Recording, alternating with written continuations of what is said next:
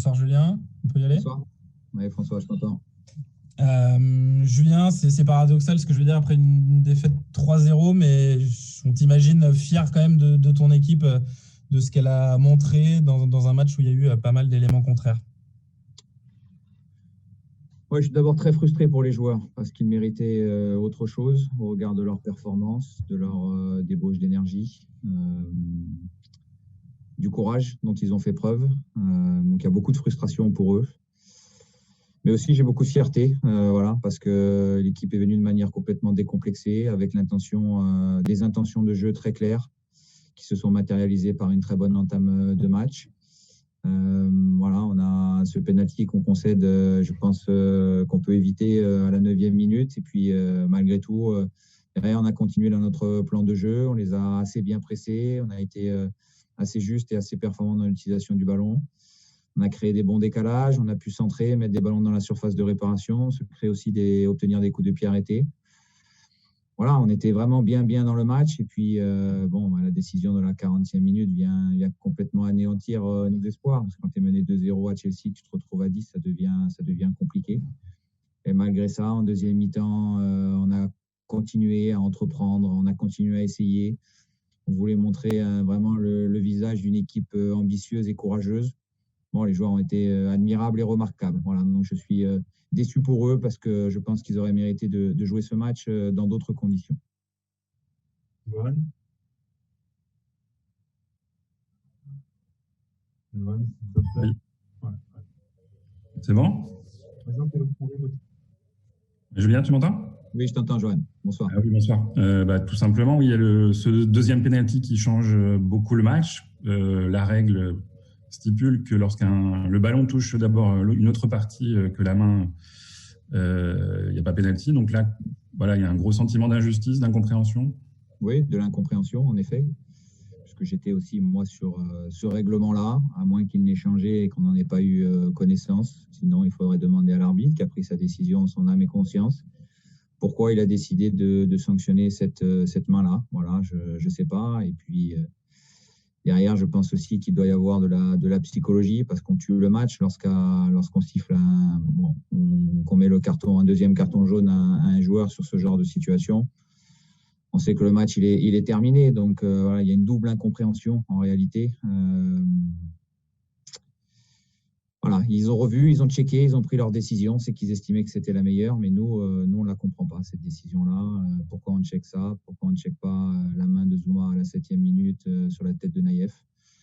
Il y a des incompréhensions. Voilà, je ne veux pas tomber dans la théorie du complot, loin de là. Mais c'est vrai qu'on est frustré par ces décisions qui ont eu un impact très important sur le déroulé du match et sur le résultat final.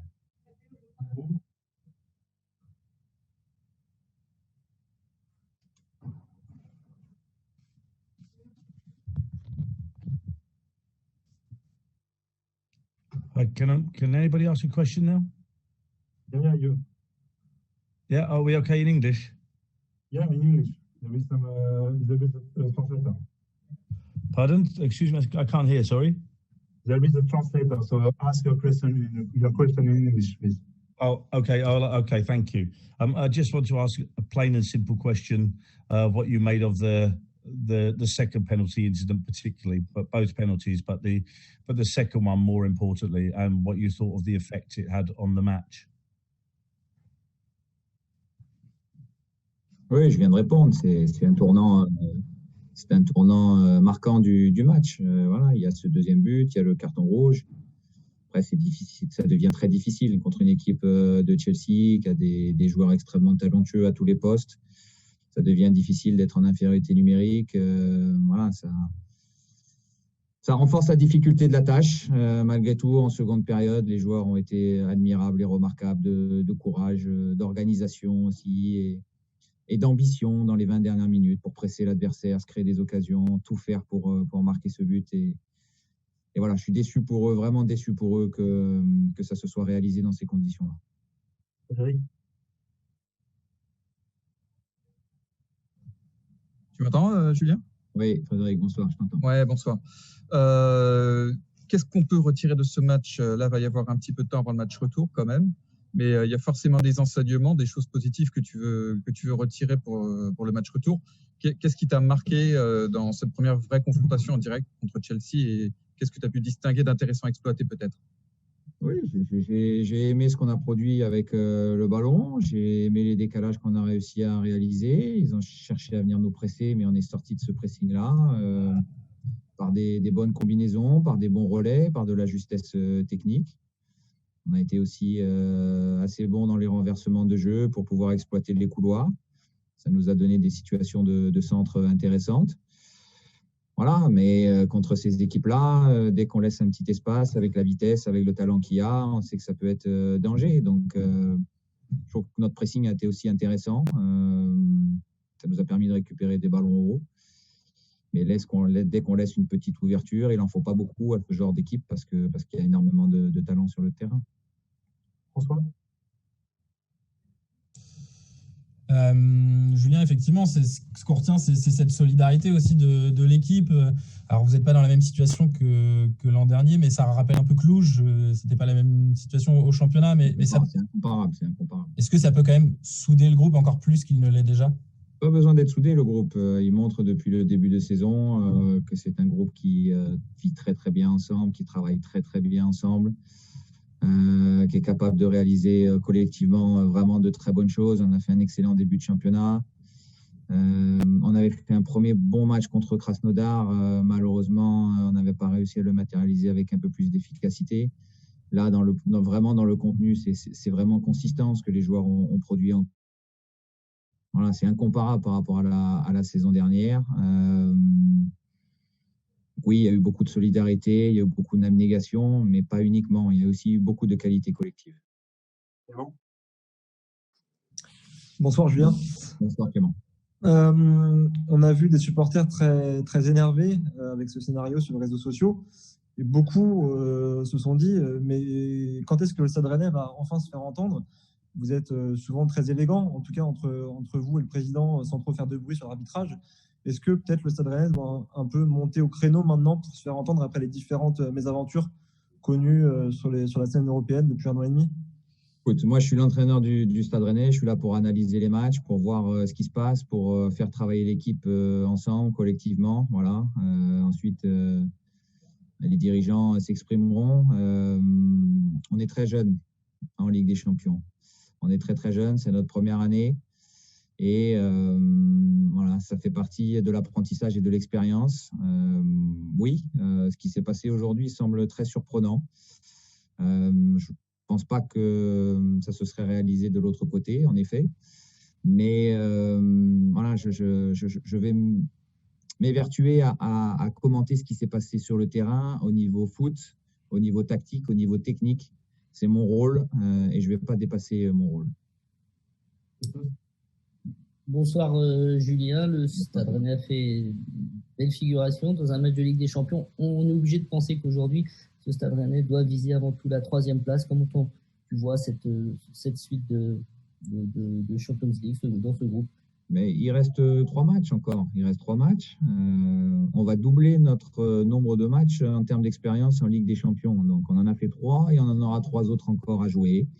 On va les jouer pour continuer à montrer des choses, pour prendre le maximum de points, pour entreprendre, pour rendre fier notre public. Et je pense que notre public peut être fier aujourd'hui de son équipe, de ce qu'elle a produit, du visage qu'elle a montré. Et on verra ce que ça donnera à la fin. Je ne sais pas où ça nous mènera, mais on n'est qu'à la moitié. Voilà, là, j'analyse un match avec énormément de frustration. Donc, je vais penser juste à ça. Je vais penser à la récupération pour les joueurs parce qu'on a un 2e match de Ligue des Champions qui s'annonce samedi à Paris et qu'il va falloir récupérer des forces. On a fait 50 minutes à 10. C'est long, 50 minutes à 10 pour produire ce genre de match. Ça demande une débauche d'énergie incroyable. J'ai pu protéger certains joueurs, mais pas tous. Je pense notamment à Benjamin Bourigeaud qui a fait un match énorme avec une débauche d'énergie incroyable, une qualité technique aussi. Et ces joueurs-là vont devoir récupérer pour faire une grande performance encore samedi parce qu'on aura besoin d'une grande performance à Paris. Laurent, et ça sera les 2 dernières questions. Donc Laurent, pour l'avant-dernière.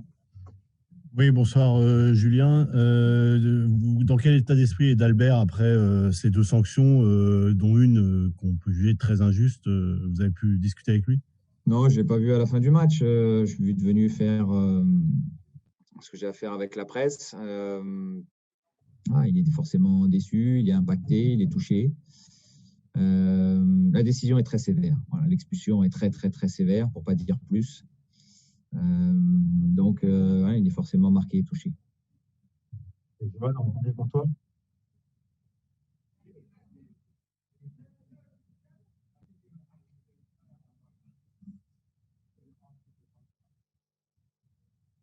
Johan, nous t'écoutons.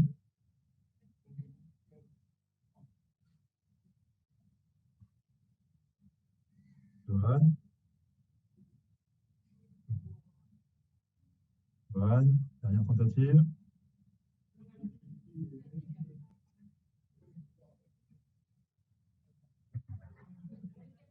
C'est bon.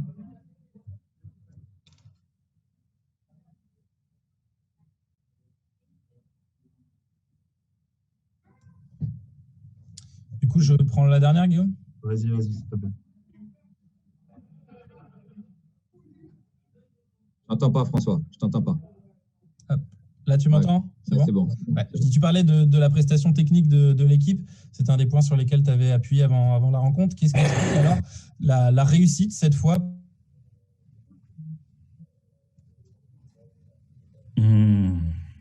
Si tu peux reposer ta question, François, j'ai pas entendu. Ouais, bah oui, on m'a coupé le micro en cours, pardon.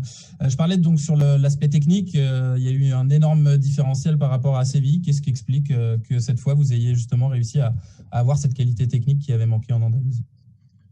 C'est mieux équilibré sur le terrain. On a aussi une meilleure récupération du ballon qui nous a permis de jouer dans des bonnes zones. On s'est lâché davantage. Voilà. C'était plus entreprenant, plus juste aussi, beaucoup plus juste techniquement, mieux positionné sur le terrain. Bon, le pressing aussi de Chelsea nous a certainement moins posé de problèmes que celui de Séville, qui était étouffant. Mais malgré tout, on est monté en gamme largement techniquement sur ce match-là, pour toutes les raisons que je viens d'évoquer. Merci, messieurs. Bonne soirée. Merci.